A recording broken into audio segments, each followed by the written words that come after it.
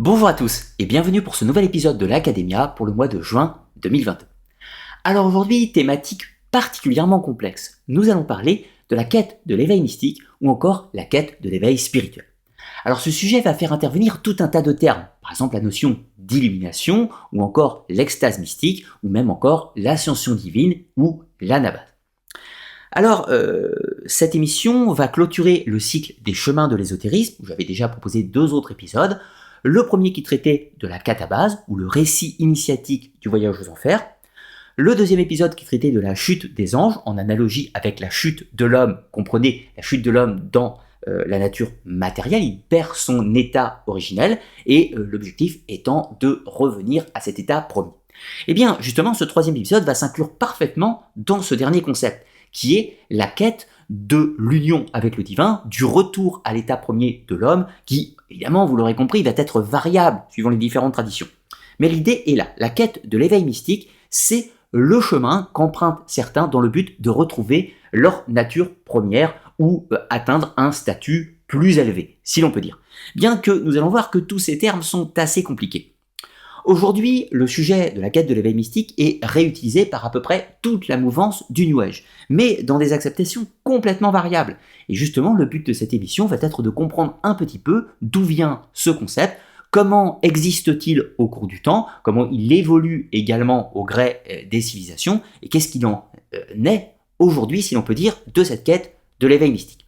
Alors également, s'il y en a une seule, s'il y en a plusieurs, quels différents visages elles vont prendre. Voilà, nous allons tenter de brosser le portrait global de la quête de l'éveil mystique. Alors justement, voyons un petit peu le plan de l'émission. Tout d'abord, une introduction, bien sûr, l'éveil spirituel, c'est quoi? On va tenter de comprendre déjà de quoi l'on parle, quelles sont les définitions des termes et qu'est-ce que cela recouvre. Nous allons voir que c'est déjà assez compliqué. Ensuite, une première partie, on va parler des mythes de l'éveil, nous allons parler de différents récits, légendaires ou mythologiques qui traitent de l'éveil mystique d'une divinité ou d'un personnage héroïque. Bien sûr, ce sont la plupart du temps des récits mythologiques qui n'ont de ce fait pas existé. Néanmoins, ils véhiculent un enseignement à caractère ésotérique ou initiatique qui sera utilisé par différents groupes religieux ou ésotériques. Mais on parlera également de certains mythes qui sont réels. Alors, qu'est-ce que je veux dire par là ? Eh bien, cela veut dire qu'ils concernent des personnages qui ont réellement existé, mais dont les éléments historiques et légendaires sont parfois difficiles à démêler, et qui, dans tous les cas, vont avoir un aspect initiatique qui sera utilisé dans certains courants religieux ou ésotériques, encore une fois. Ensuite, dans une deuxième partie, nous allons parler plus précisément de l'histoire du concept donc de l'illumination ou de l'éveil mystique, avec l'origine du concept, comment a-t-il pris naissance, qu'est-ce qu'on peut dire du moins de l'origine de ce concept, comment il évolue au cours du temps, quel visage il va prendre au gré dans les différentes religions, civilisations, dans les différentes traditions ésotériques, etc. Et qu'est-ce qu'il en est aujourd'hui. Et puis dans une troisième partie qui sera un petit peu plus technique, nous allons parler de la quête mystique à proprement parler, quelles sont les différentes traditions, quelles sont les différentes écoles, quelles sont les différentes méthodes théoriques ou opératives, si l'on peut dire, afin d'atteindre cet éveil mystique.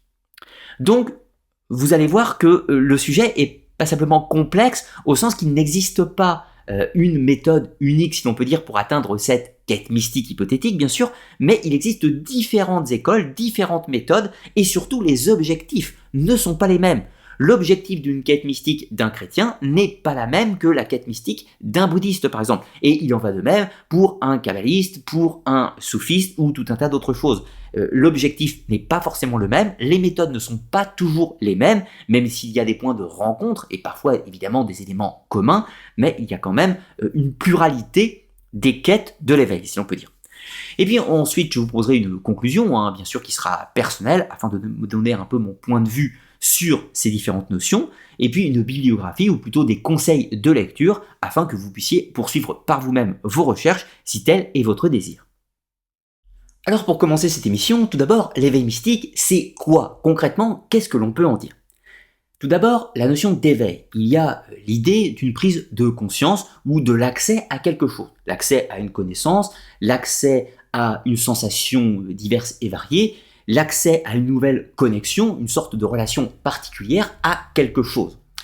Ensuite, la notion mystique ou spirituelle, qui sera peut-être plus adaptée, fait référence au fait de l'esprit, ou éventuellement de l'âme, si l'on peut dire, donc au fait d'une nature non matérielle. Donc tout d'abord, dans l'idée d'un éveil spirituel, il y a donc l'idée première que c'est la prise de conscience ou l'accès à quelque chose qui est de nature spirituelle, donc de nature non matérielle. De facto, cela veut dire que quand l'on se lance ou qu'on aspire à une quête spirituelle ou mystique, on accepte l'idée d'un au-delà, sous des noms variables, que ce soit nirvana, paradis, enfer, chant des immortels taoïstes, les chants d'Iyalu, peu importe les Champs-Élysées dans la culture grecque, peu importe le terme, il y a l'idée d'un au-delà, de quelque chose qui se trouve au-delà de la nature matérielle des choses. Et que nous autres, au-delà de notre corps, nous avons également une nature non matérielle, une nature spirituelle que l'on va appeler l'esprit ou éventuellement l'âme. Donc, l'éveil spirituel, c'est la prise de conscience de quelque chose qui se trouve hors du champ matériel dans un hypothétique au-delà. Maintenant, intéressons-nous à quelques termes qui vont nous être utiles pour la suite de cette émission. Tout d'abord, la notion de l'extase. Alors, qu'est-ce que l'on peut en dire ? L'extase est un éveil de l'esprit en connexion avec le divin ou le sacré, où la libération de l'esprit comprenait le détachement à la matière. Alors, qu'est-ce qu'on peut dire de la notion de l'extase ? Extase peut intervenir pour tout un tas de raisons et tout un tas de notions. La première chose, c'est qu'une extase peut intervenir de façon volontaire, par exemple les gens qui prennent des substances illicites, type LSD ou autres, dans le but d'accéder à un autre état de conscience par un substitut, c'est-à-dire un élément extérieur. Mais il y a aussi les gens qui recherchent l'extase par une pratique d'endurance, c'est-à-dire la méditation, la concentration ou tout un tas d'autres choses. Mais l'extase peut aussi intervenir de façon involontaire, et là on utilisera un autre terme que nous verrons par la suite. Donc, l'extase, c'est un moment, l'individu, qui entre en connexion avec quelque chose qui est de l'ordre de l'au-delà, hors de la matière. Cela peut être un détachement de la matière, sous-entendu l'esprit libéré de son entrave matérielle peut prendre conscience de sa nature spirituelle et évoluer dedans. Mais il y a aussi l'idée que notre esprit se reconnecte à quelque chose, à quelque chose qui est distant, qui est dans cet au-delà. Par exemple, une divinité, dans le cadre du christianisme, dans le cadre de l'islam, ou dans le cadre, par exemple, de certains courants du bouddhisme, l'esprit de l'individu doit être mis en relation avec une force supra-humaine, un bodhisattva, un saint, une divinité, etc., etc., et établir un lien privilégié. Donc cette extase peut être à la fois un lien de connexion, mais peut aussi être simplement un détachement de la nature matérielle, c'est-à-dire, en gros, libérer des entraves de la matière. Ensuite, une deuxième notion très importante, c'est celle de réintégration, que nous avions vue dans l'émission précédente. Mais pour ceux qui ne l'auraient pas vue, la réintégration est l'idée qu'il y aurait un retour à l'état initial de l'être d'avant la chute, donc dans sa nature première. Et là, faisons un petit focus. Juste avant, quand je parlais de l'extase, je disais qu'il y avait l'idée, par exemple, d'une connexion ou d'une reconnexion. Eh bien, s'il y a connexion, ça veut dire un accès, mais s'il y a reconnexion, ça veut dire que cette connexion initiale avait été perdue et qu'il faut la retrouver. Dans certains courants, comme par exemple dans le martinisme ou le martinésisme, il y a l'idée que l'homme, dans sa nature première, était connecté au divin et qu'il a perdu cette connexion suite à la chute. Et donc, l'objectif de la réintégration est de retrouver cet état initial par une extase ou tout un tas d'autres choses, mais on va appeler ce cheminement un éveil mystique ou une quête spirituelle. Ensuite, intéressons-nous à une autre notion, c'est celle de l'illumination. Alors l'illumination peut également être une extase, mais avec une petite variable, c'est une sous-catégorie si l'on peut dire. L'extase peut être obtenue volontairement, par exemple par un travail de méditation ou tout un tas d'autres procédés dans le but d'obtenir l'éveil mystique, alors que l'illumination a un côté plus ou moins involontaire. Involontaire entre parenthèses, puisque cela peut être dû par une ferveur religieuse, des prières ou tout un tas d'autres choses qui aboutissent à l'illumination, mais elle peut aussi intervenir de façon involontaire, si l'on peut dire. Alors, l'illumination, c'est le fait de recevoir ou d'être touché par la force divine ou sacrée. Par exemple, dans le cadre du christianisme, un individu qui ne croit pas, qui est athée ou tout un tas d'autres choses, est tout d'un coup, subitement, par un événement divers et varié, touché par la lumière divine, il est touché par la grâce de Jésus-Christ ou autre, etc. Et tout d'un coup, il prend conscience de la divinité et adhère à la religion, il a la foi. C'est ce qu'on va appeler une illumination. Par exemple, de la même façon, autre chose, quelqu'un fait un pèlerinage, il se promène en montagne, il a un accident, et de là, au moment de cet accident, il prend conscience de quelque chose qui le met en relation avec quelque chose de supra-humain, comprenez, de l'au-delà, une force divine, sacrée, tout ce que vous voulez, et donc il prend conscience de quelque chose, et c'est ce qu'on appelle une illumination, une prise de conscience à un moment donné de quelque chose d'au-delà. Donc c'est une extase d'une certaine façon, mais qui est réceptive et non pas par un chemin volontaire d'accès, si l'on peut dire. Ensuite, une autre notion qui ne va pas nous intéresser au cours de cette émission, mais qu'il est important de citer, c'est la notion de l'illuminisme, de l'illumination si vous préférez, mais au sens matérialiste. Il existe tout un tas de courants de pensée, de fraternité ésotérique, chemin de l'ésotérisme peut-on dire, qui vont parler de l'illuminisme, mais au sens matériel, c'est-à-dire au sens social. La prise de conscience des choses et des valeurs humanistes. Donc dans cet illuminisme social, il y a l'idée que l'éveil spirituel serait plutôt une quête humaniste, une quête de prise de conscience éthique et morale de la vie humaine, et donc de la justice, des valeurs, des vertus et tout un tas d'autres choses. L'illuminisme est un courant de pensée qui a été très présent en Europe à la fin du XVIIIe siècle et au début du XIXe siècle, par exemple chez les célèbres illuminés de Bavière, qui donnera le terme des Illuminati, les illuminés, d'où ce courant de l'illuminisme matérialiste. Mais encore une fois, c'était juste à titre indicatif que je vous le citais, il ne va pas nous intéresser au cours de cette émission. Un dernier concept que je vous présente, c'est celui de l'anabase, ou de l'élévation mystique de façon initiatique, mythique ou rituelle. Il faut donner plus de précision sur ce concept de l'anabase, qui, comme vous l'aurez peut-être compris, va faire écho avec celui de catabase. Rapidement, pour rappeler, la catabase, c'est le processus mythologique ou légendaire ou ésotérique qui est de descendre aux enfers, d'accéder à un enseignement et ensuite de revenir dans le monde des vivants. Donc c'est une mort symbolique, ou un voyage de mort symbolique et de résurrection symbolique.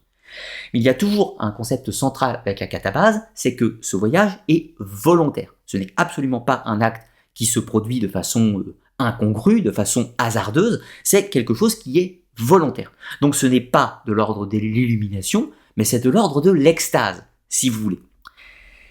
Eh bien l'anabase, c'est passablement l'inverse. Il ne s'agit pas d'une descente aux enfers, mais bel et bien d'une ascension divine, d'aller dans le monde des cieux, d'aller dans le paradis, si vous voulez, pour illustrer un petit peu. Mais de la même façon, comme la catabase, l'anabase est forcément quelque chose de volontaire. C'est par un processus rituel, ou un récit initiatique ou mythique, ou tout ce que vous voulez, que le héros, le personnage ou l'initié, va faire un voyage spirituel qui va le conduire dans un au-delà céleste, si l'on peut dire, en opposition avec l'au-delà chthonien, infernal, les enfers, etc. Vous aurez compris l'idée. Il y a également l'idée que la catabase et l'anabase en réalité ne forment qu'un seul et unique procédé, puisque s'il y a catabase, il y a descente aux enfers, et lorsqu'il y a retour dans le monde des vivants, en fait il y a une anabase, c'est-à-dire une ascension, mais depuis le monde des enfers vers le monde des vivants, donc une remontée. De ce fait, l'anabase peut être une extase, au sens où il y a l'idée d'un voyage spirituel en ascension, mais de façon extatique volontaire. En revanche, l'anabase n'est pas une illumination, au sens que ce n'est pas quelque chose d'involontaire. Vous voyez l'idée. Donc là, nous avons vu déjà quelques concepts qui vont nous aider pour mieux comprendre ou mieux analyser les différents archétypes que je vais vous présenter dans la première partie de cette émission.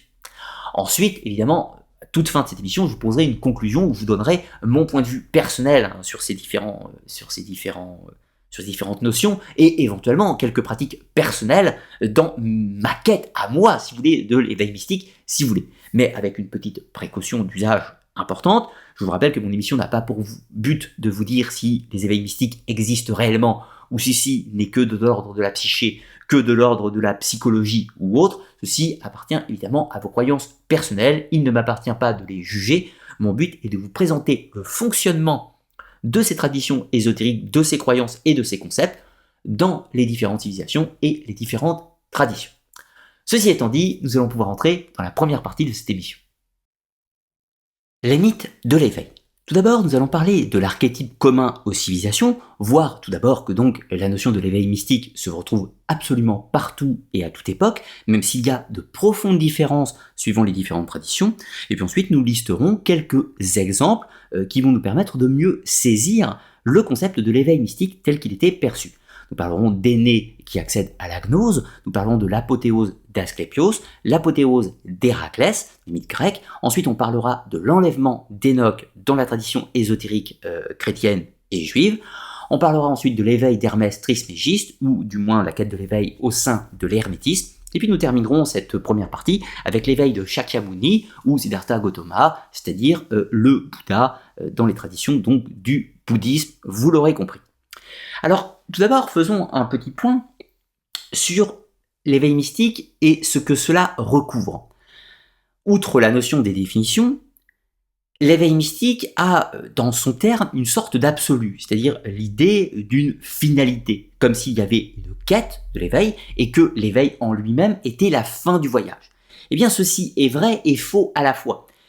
Il y a l'idée que l'éveil mystique peut intervenir à plusieurs stades. Il y a comme s'il y avait des sortes de degrés, de seuils d'évolution, si l'on peut dire, dans cet éveil mystique, comme s'il y avait tout d'abord une sorte de première prise de conscience, pour reprendre un petit peu l'idée de la connexion avec l'au-delà. Eh bien, la première connexion avec l'au-delà pourrait représenter une sorte de premier éveil mystique, et puis ensuite, l'accès à une connaissance supplémentaire serait une sorte de deuxième stade de l'éveil, et puis la finalité, l'éveil suprême, l'éveil absolu, par exemple l'accès au nirvana dans l'hindouisme, ou l'accès à la bouddhéité dans le bouddhisme, représente un éveil au sens de l'absolu, c'est-à-dire la finalité de l'éveil mystique, et c'est pour cela que j'ai appelé mon émission la quête de l'éveil mystique, c'est-à-dire le cheminement pour aller à l'éveil mystique, puisque l'éveil à proprement parler au sens absolu, représente une finalité et il n'y a rien au-delà. C'est la fin du voyage, si l'on peut dire. Or, nous, ce qui nous intéresse, c'est plutôt le processus, c'est-à-dire le voyage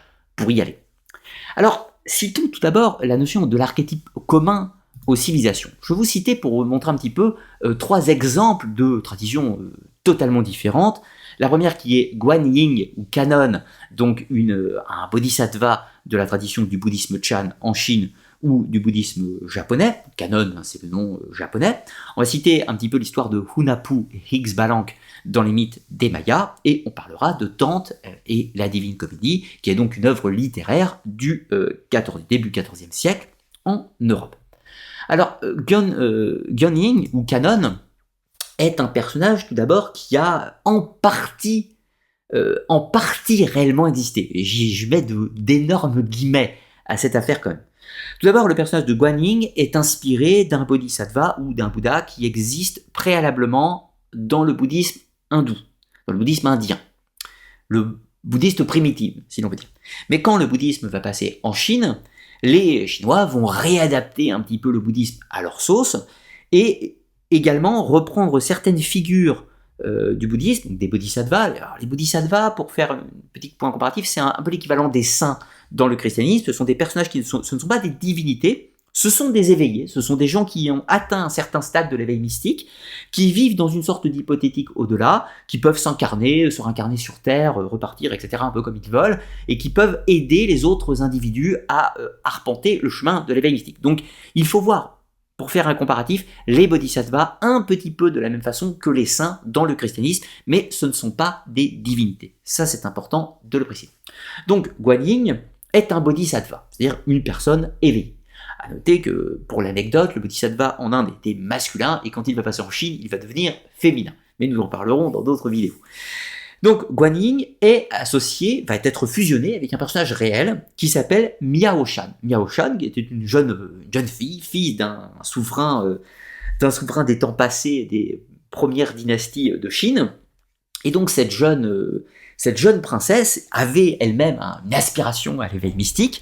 Elle a décidé d'emprunter le chemin de la bouddhéité, donc de rejoindre un monastère. Et son père était très fâché de cette décision et a décidé de la punir.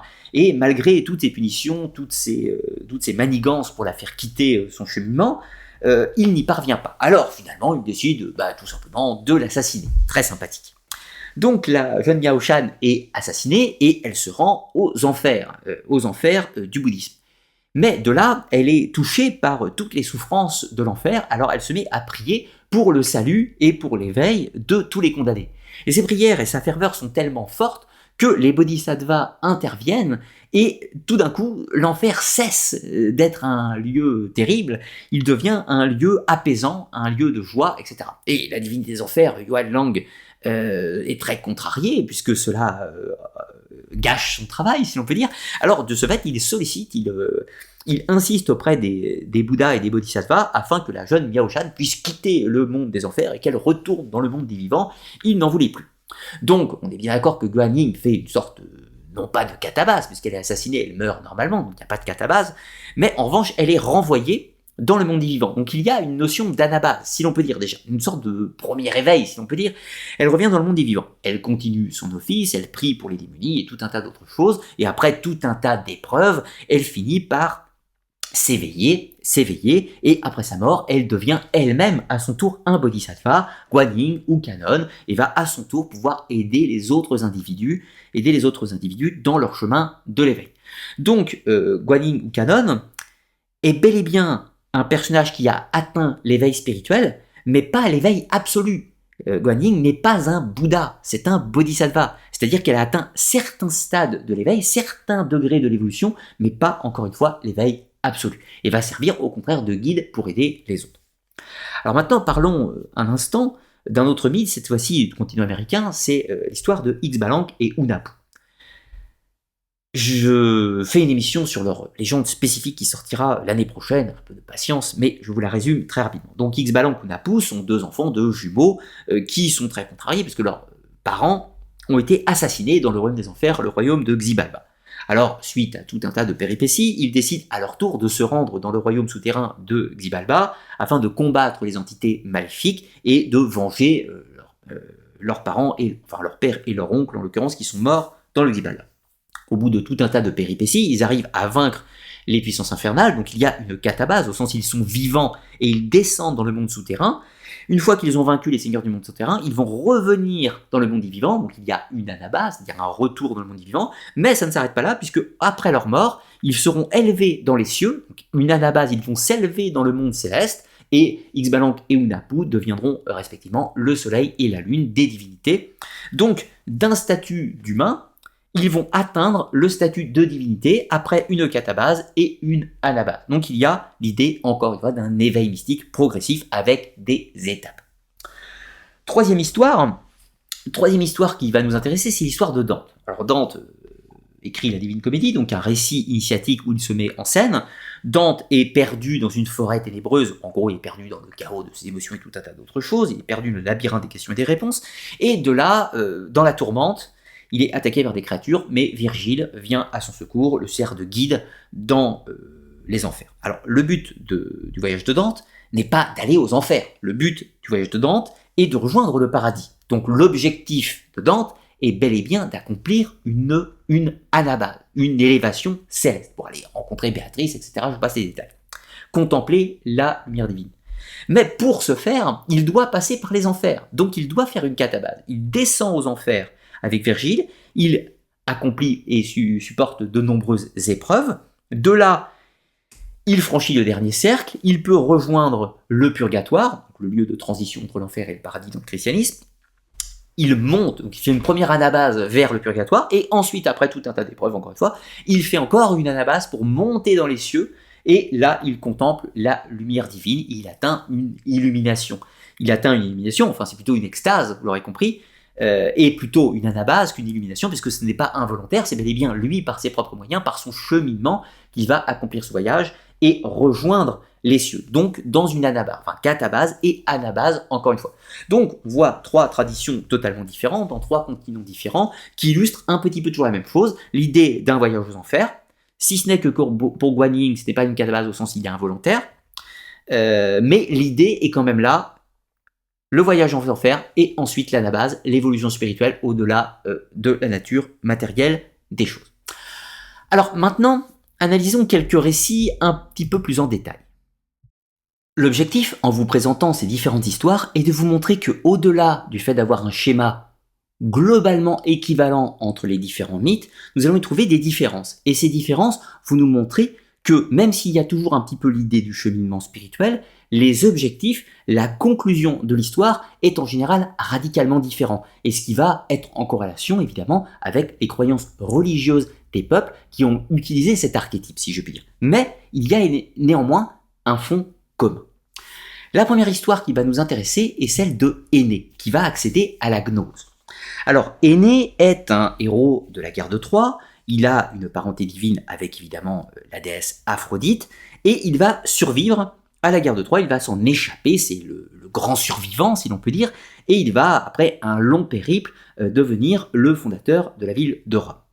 Alors c'est très important parce que Énée est un personnage donc, qui a une ascension divine, il a une parenté divine, donc ça fait de lui un demi-dieu, si l'on peut dire d'une certaine façon. Il va être mis en scène comme ayant participé à l'essor de la civilisation, aussi bien de la civilisation carthaginoise que de la civilisation romaine. Donc Rome, en illustrant l'histoire d'Énée, fait de lui l'ancêtre mythique, mais surtout montre que Rome possède une paternité liée à la divinité, si l'on peut dire, via la généalogie de Énée. Énée, au cours de toutes ses aventures, va vivre évidemment des péripéties, c'est le propre d'un voyage initiatique. Mais lors d'une de ces péripéties, il souhaite aller rendre visite à son père qui est décédé. Donc, évidemment, là vous comprenez l'idée, il va devoir faire une catabase, il va devoir se rendre volontairement dans le monde des morts, sachant que lui-même n'est pas mort.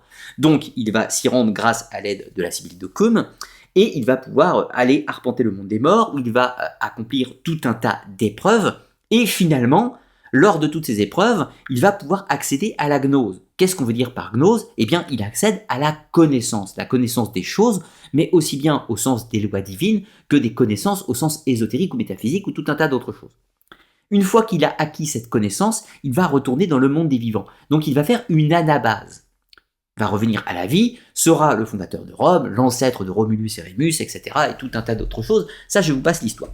Mais ce qui va nous intéresser avec le récit d'Énée, c'est que là, il n'y a pas d'ascension céleste, il n'y a pas d'ascension dans les cieux, dans le paradis, dans l'Olympe ou tout ce que vous voulez. Énée fait une anabase uniquement au sens qu'il revient des enfers, en fait, tout simplement. Il revient, donc on pourrait dire qu'il y a simplement une catabase et pas d'anabase.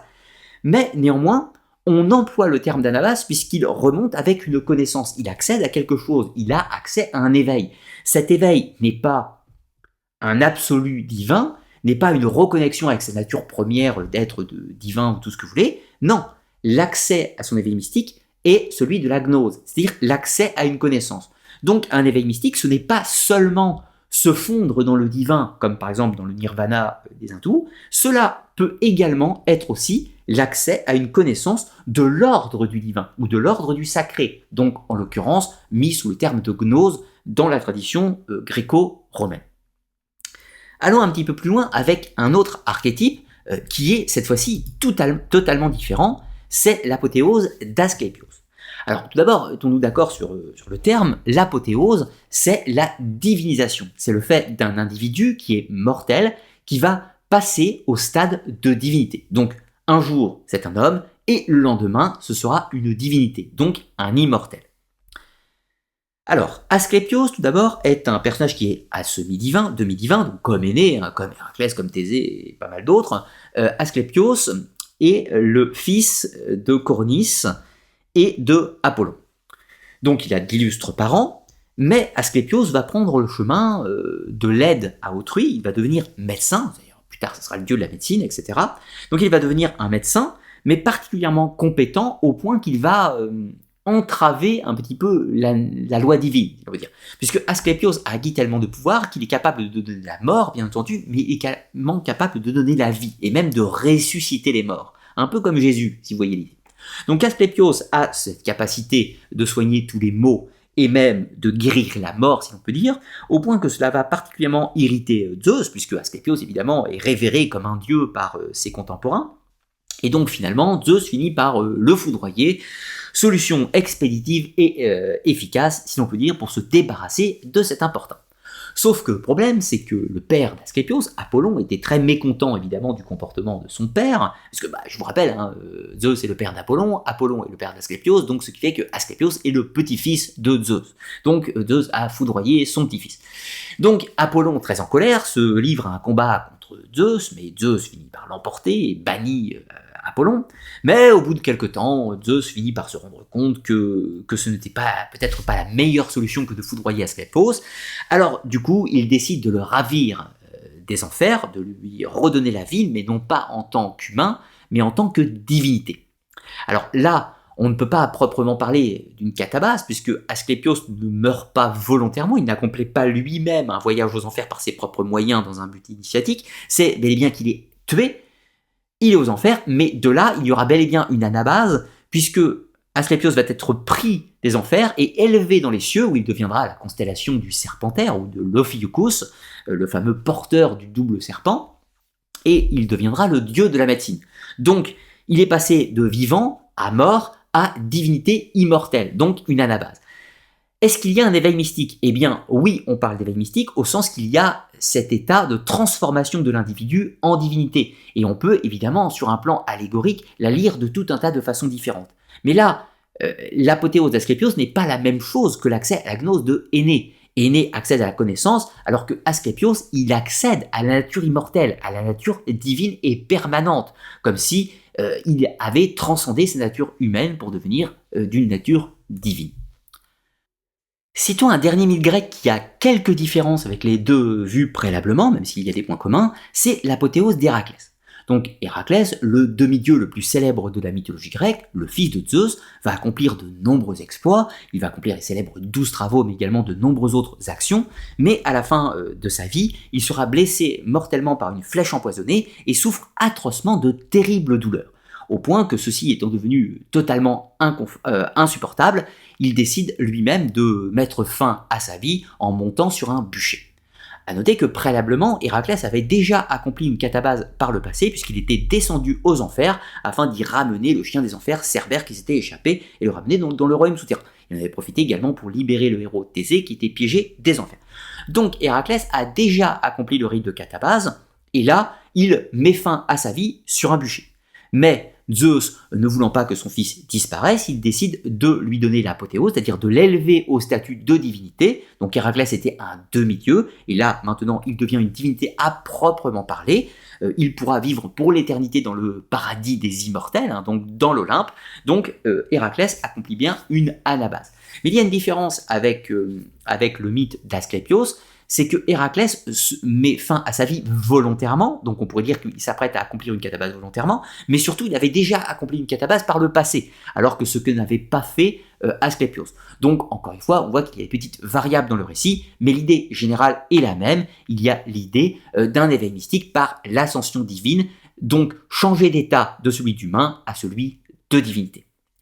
Mais quittons les mythes gréco-romains pour nous intéresser cette fois-ci aux mythes bibliques avec l'enlèvement d'Hénoch. Alors le terme enlèvement d'Hénoch est important puisque Hénoch, contrairement à Énée préalablement, contrairement à Exbalanque ou Napou, contrairement à Héraclès, lui, il ne va pas choisir son éveil mystique, cela va lui tomber dessus, si l'on peut dire. Alors d'abord, notons que Hénoch est un patriarche biblique des premiers temps, adamique, si l'on peut dire, le 7e patriarche après Adam. Et de ce fait, il a une foi évidemment très importante, il prie, il révère le Seigneur, etc. Je vous passe les détails. Donc de ce fait, c'est un fidèle. Mais il va lui subir une illumination. Ce n'est pas une extase. Contrairement aux tous les cas que nous avons vus préalablement, qui étaient de l'ordre de l'extase, là nous sommes dans le cas de l'illumination. Donc Hénoch, un jour, va être enlevé, arraché de la vie terrestre par 2 anges de la divinité, et ces 2 anges vont le conduire dans les cieux et lui faire gravir les différents étages du paradis. Donc il y a bel et bien Anabase. Nous voici arrivés à la fin de cet extrait sur YouTube, et je vous remercie d'avoir suivi cette émission, mais je vous rappelle également que l'émission complète est accessible uniquement aux contributeurs du Tipeee, ceux qui me soutiennent financièrement, ceux qui sont mes mécènes tout simplement, grâce à qui notamment j'ai pu me procurer un nouveau matériel d'image qui sera utilisé pour les prochaines vidéos. Pour ceux d'entre vous qui souhaiteraient accéder à l'émission complète, le lien du Tipeee se trouve en description de la vidéo, et vous pouvez y accéder pour un tip minimum de 5 €. Dans la suite de la vidéo, nous abordons notamment le côté historique de l'éveil mystique sur le plan mythologique, mais également sur le plan des traditions rituelles. Et puis dans une troisième partie, nous allons parler à proprement parler de certaines traditions et des méthodes opératives que les adeptes de l'ésotérisme utilisent afin d'atteindre cet hypothétique éveil mystique. Dans tous les cas, pour ma part, je vous dis à très bientôt, à la semaine prochaine pour une nouvelle émission, et en attendant, portez-vous bien.